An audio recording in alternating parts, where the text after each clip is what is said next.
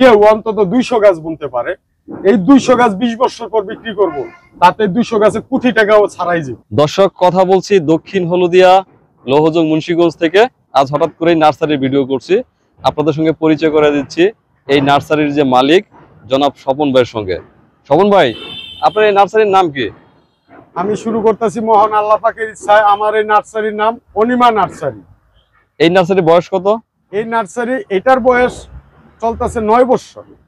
আচ্ছা, আর ওইটার বয়স চলতেছে 11 বছর। আর এর আগে ছিলাম আমি বিবন্দিতে, আমাদের বাড়ির পাশে, ওইখানে ছিলাম আমি 10 বছরের মতো। এই নার্সারির আয়তন কত? এটার আয়তন হলো 76%। ভাড়া বছরে কত? ভাড়া দেয় 70,000 প্লাস। আর ওইটা হইলো আপনার 96%। ভাড়া দেয় 1,75,000। আচ্ছা, তো এখন কোনো মানুষ যদি আপনার এই নার্সারিতে ঘুরতে আসে কিংবা গাছ নিতে আসে, তাহলে ঢাকা থেকে আসলে কিভাবে আসবে এখানে? ঢাকা থেকে আসলে আমাদের এখানে যদি কেউ গুলিস্তান থেকে ওঠে, তাই আমার নার্সারির সামন দিয়ে 2টা কোম্পানির গাড়ি যায়, গাংচিল এবং ইলিশ। এরপরে যদি কেউ নিজস্ব গাড়ি নিয়ে আসে বা কেউ যদি মাওয়ার হাই রোডের গাড়িতে আসে, মাওয়া পদ্মা সেতুর হাই রোডের গাড়িতে আসে, তাহলে সেতুর সামনে পদ্মা থানার সামনেই নামবে। খানবাড়ি নামতে হবে? খানবাড়ি নাইমা হাতের বামেই ভালো রাস্তা, ওইখানে যে কোনো একটা গাড়িওয়ালারে অটোওয়ালারে বললেই যে হলদিয়া 3 দোকান নার্সারিতে যাও, তাহলে ডাইরেক্ট নিয়ে আসবে। একই রাস্তা, রাস্তার পাশেই নার্সারি। হ্যাঁ, এদিক দিয়ে আসতে গেলে তো অন্য কোনো রাস্তা নাই। প্রথমত আপনার নামবেন খানবাড়িতে, খানবাড়ির পরে যে আইসা পড়বো আপনার কুমারবুর্গের পরে পড়বো চন্দ্রবাড়ি বাজার, চন্দ্রবাড়ি বাজারের পরে পড়বো হলদিয়া বাজার, হলদিয়া বাজারের অপর পাশটি এই পাশে হচ্ছে 3 দোকান, 3 দোকানের সাথেই আমার নার্সারি। আচ্ছা, তো ভাই আমরা তো ওই পাশে অনেক গাছ দেখলাম, আম গাছ দেখলাম, ফলের অন্যান্য ফুলের গাছ দেখলাম, বনসাই দেখলাম, বিদেশি আমের গাছ দেখলাম।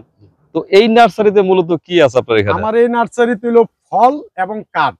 আচ্ছা, দেখাবেন একটু। ফল কাঠের ভিতরে যেরকম আম, জাম, কাঁঠাল, লিচু, মালটা, কমলা, জাম্বুরা, পিয়ারা, লেবু, এই আপনার দেখা যায় ওই মিষ্টি বেল, কদবেল, তারপরে আতা ফল, নোনা ফল, আমাদের দেশীয় ফল আর কি, গাব, কাঁঠাল, সব দেশীয় ফল।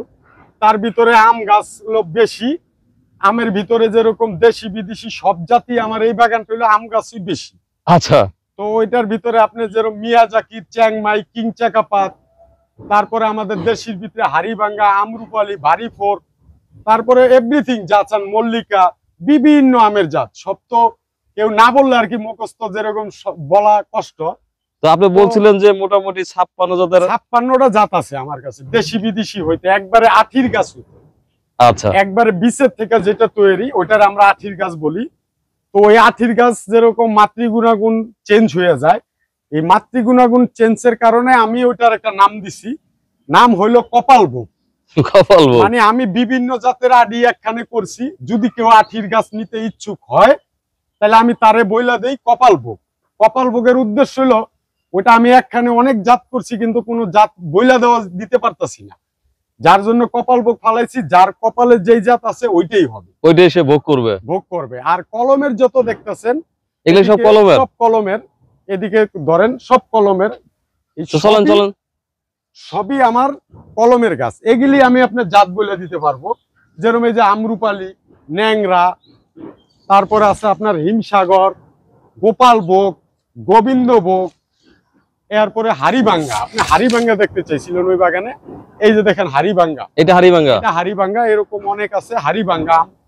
তারপরে এই যে এটা আমাদের দেশীয় টক আর্সিনিয়াম, এটা সিনিয়াম, হ্যাঁ, জি আর্সিনিয়াম। এরকম সব আমের জাতি আছে, এক এক বেডে এক এক ধরনের আর কি। আমি রাখছি যাতে চিনতে সুবিধা হয়, আমার লোকজন বিক্রি করতে যাতে সুবিধা হয়, এই জন্য। তো আপনি তো দামগুলো লিখে রাখতে পারতেন। দামগুলা লিখে রাখতে পারতাম, দামগুলা লিখে রাখা হয় না। এই জন্য আমাদের অনেক আইটেম, এই সব আইটেমের দাম প্লাস এই লেখা রাখা, এটা মানে এখনো সময় সুযোগে হয় নাই। যদি কখনো হয় তাহলে এটা করব। আচ্ছা, তাহলে এখানে অসংখ্য গাছ দেখছি, সবই কলমের। এদিক দিয়ে আসেন, এটা আমার শুধু আমের জন্যই। এগুলো যে সাতক্ষীরার আম, সাতক্ষীরার যে হিমসাগর, এটা অরিজিনাল। এটা হলো আপনার সাতক্ষীরার যে গোপালভোগ, ওইটা। আবার আছে গোবিন্দভোগ। আসেন, এদিকে আরো বড় গাছ আছে, এগুলো আম ধরবে কি অনেক সময় লাগবে? এগুলি আপনার কোনটা আগামী অর্থাৎ আগামী মাঘ মাসে বলে আসবে বাংলা মাসের হিসাবে। তো ওই মাঘের থেকে অনেক গাছে বলে এসে পড়বে, অনেক গাছে আম হয়ে যাবে। আচ্ছা, এই যে এখানে আছে এগুলি দেখেন সব বড় মাদার গাছ, সব বড় বড় মোটা মোটা মোটা সোটা সব মাদার গাছ।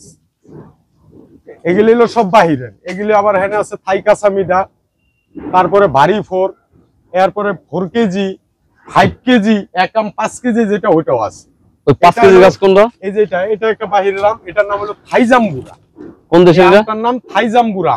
সম্ভবত এটা বাহিরের কোন দেশে সেটা বলতে পারবো না, আমরা এটা থাই জানি আর কি। আচ্ছা, থাই তো মানে থাইল্যান্ড। হ্যাঁ, থাই থেকে অনেক যেরকম অনেক দেশের জিনিসে থাইল্যান্ড আসে বা ইন্ডিয়া আসে, আমাদের দেশে ইন্ডিয়া ওই এই গাছ বেশি আসে। আচ্ছা, এই গাছের দাম কত পড়বে? এটা 1500 টাকা। 1500 টাকা? জি, এটা মাদার গাছ। আচ্ছা, দর্শকদেরকে বলি এখানে তো অসংখ্য গাছ দেখতে পাচ্ছেন। তো এগুলি কেউ সব যদি মাদার ঢাকা থেকে বড় নিতে বড়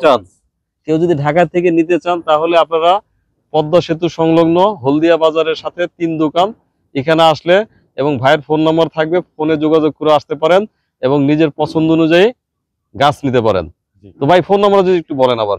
01729108078। কিন্তু স্বপন ভাইয়ের সমস্যা, এই বাগানের তত্ত্বাবধানে সবসময় আমার বড় ভাই থাকে। আমার অবর্তমানে সবকিছু আমার এই বড় ভাই বেচাকিনি করে, এই বড় ভাই দেখাশোনা করে, সবকিছু আমার এই বড় ভাইয়ের উপরে আমার এই বাগানটা থাকে। এই বড় ভাই সেটা থাকে, কিন্তু আপনার তো প্রবলেম আছে, তো যে কোনো কারণে হোক একটু ফোনটা ধরেন। তো আমি আপনার একটা কাজের জন্য ফোন দিছিলাম, তো এখন ফোন নাম্বার দিলাম, তো যারই ফোন হোক ধরবেন এবং সাথে সাথে না ধরতে পারলেও একটু পরে ব্যাক করবেন। তাতে করে কি হবে, আপনার যারা কাস্টমার তৈরি হবে, ক্লায়েন্ট হবে, তারা অনেক খুশি হবে যে ধরতে পারে নাই সম্বন্ধে আবার ব্যাক করছে। তারা আসলে আদর আপ্যায়ন তো করবেনই, সেটা তো স্বাভাবিক। আর ওই পাশের কি গাছ ওগুলো? এগুলি হলো আমাদের কাঠের গাছ, যেরকম এটা হলো রেন্ডি কুরই, ওই পাশেরটা সেগুন, ওই পাশে আছে সেগুন গাছ। ওই যেটা, জি, ওই যে বড় পাতার গেলি। ভাই সেগুন গাছ তো এখানে কি হবে? জি হবে, সেগুন কাঠ ভালো কাঠ, দামি কাঠ, দামি কাঠ। যেরকম এটা সেগুন, আপনি সেগুনের একটা গাছ যদি কেউ রোপণ করে 20 বছর রাখে, একটা গাছ বিক্রি আসবে লক্ষ টাকা ধর। আর পানিতে কি মরে যায়? পানিতে হয়তো সম্ভবত মারা যায়। সেগুন হলো আপনার পাহাড় অঞ্চলের গাছ, তো আমাদের দেশে সম্ভবত পানিতে মারা যায়। তবে এই সেগুন গাছের জায়গায় যদি কেউ একটা মেহগুনি গাছ রোপণ করে বা একটা ইউক্যালিপটাস রোপণ করে, যেটা আবহাওয়ার জন্য ক্ষতিকর, ওই 20 বছর পর দিব 10,000 টাকা বা 15,000 টাকা। আর ওই একই জায়গায় যদি একটা সেগুন গাছ কেউ রোপণ করে পালে, একই সময়তে ওই দিব ওইটার 4 গুণ বেশি টাকা। কারণ এটা হলো ফার্নিচারের জন্য, ফার্নিচারের জন্য। কারণ বিক্রমপুরে তো সেগুন, গজারি, শাল, লোহা এই ধরনের কাঠের ব্যবহার বেশি ঘরে এবং নৌকায়। ধরেন আমরা 1996 সালে একটা নৌকা বানিয়েছিলাম, তো সেই নৌকাটা কিন্তু খুব বেশি বড় ছিল না। তখন আমার মনে আছে প্রায় 6,000 টাকা খরচ হয়েছিল, যেটা আকার দিয়ে বানালে হয়তো খরচ হইতো 600 টাকা, সর্বোচ্চ 600-700 টাকা। কিন্তু আমরা সেই 6,000 টাকা নৌকা ব্যবহার করছি মিনিমাম 15 বছর। 15 বছর কি আপনি দেখবেন ওই নৌকা যদি আপনার এখনো থাকে তাও আছে, নষ্ট হয় নাই। তো এটা কি শাল গাছ? জি, এটা সেগুন গাছ, ফার্নিচারের কাঠের জন্য। আচ্ছা, এই গাছের দাম কত করে পড়বে? এটা এই বড় গিলি 100 টাকা, আর ছোট গিলি যদি কেউ নেয় 60 টাকা। তাই আমি তো এখানে আসার পর আমি মুগ্ধ হচ্ছি, কারণ আমি তো সবসময় চর নিয়ে চিন্তা করি। জি, এগুলো আমরা 100 যদি কেউ একটু উঁচু জায়গা বুই না, উঁচু জায়গা তৈরি কইরা, এটা ধরেন আপনি একটা রিসুডি করলেন, স্বাভাবিক। হ্যাঁ, একটা রিসুডের পাশ দিয়া, অর্থাৎ রিসুডটা বিশাল, রিসুডের বাউন্ডারির পাশ দিয়ে যদি আপনি এটা ফাঁকা কইরা কেউ অন্তত 200 গাছ বুনতে পারে, এই 200 গাছ 20 বছর পর বিক্রি করব, তাতে 200 গাছে কোটি টাকাও ছাড়াই যাবে। ভালো আইডিয়া। কোটি টাকা ছাড়াই যাবে, এটা আমি লিখিত দিতে পারি। যদি আর কেউ না দিতে পারে, এটা আমি লিখিত দিতে পারি। কারণ আমার জন্মের পর থেকে আমি দেখছি গাছ, যেরকম আমার আব্বাই করছে নার্সারি, আমি ওইটাই করে যেতেছি।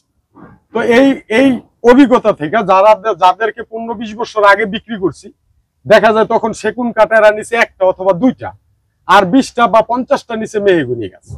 50টা মেহগুনি গাছ বিক্রি করে যে টাকা পাইছে, একটা সেগুন গাছ বিক্রি করে ওই টাকা পাইছে, এরকম রেকর্ডও আমার এখানে আছে। আমি এটা দিতে পারবো যদি কেউ এটার প্রমাণ চায়। যেই কৃষকের বাড়িতে এটা হয়েছে, ওই কৃষকই বলবে যে আমার কথা মিথ্যা না সত্য। আচ্ছা, তাহলে আপনার সাথে কথা বলে আজকে আমার জ্ঞান অনেকটা খুলে গেল। আসলে আমাদের জানার তো শেষ নাই, শিখারও শেষ নাই। জি জি, শিকার তো শেষ নাই। ধরেন স্বপন ভাই, আপনি তো আমাদের কাছে একটা রেন্ডি গাছ যদি কেউ রোপণ করে, এই রেন্ডি গাছের পাতা পড়লে ওইটার নিচে কেউ কখনো কোনো সবজি টবজি কিচ্ছু হবে না। আর এই সেগুন গাছের নিচে আপনি দেখেন আদা চাষ হইতেছে, সেগুন গাছের নিচে আপনি যা দেখেন এই হলুদ চাষ হইতেছে, এটার নিচে মোটামুটি অনেক কিছু হয়।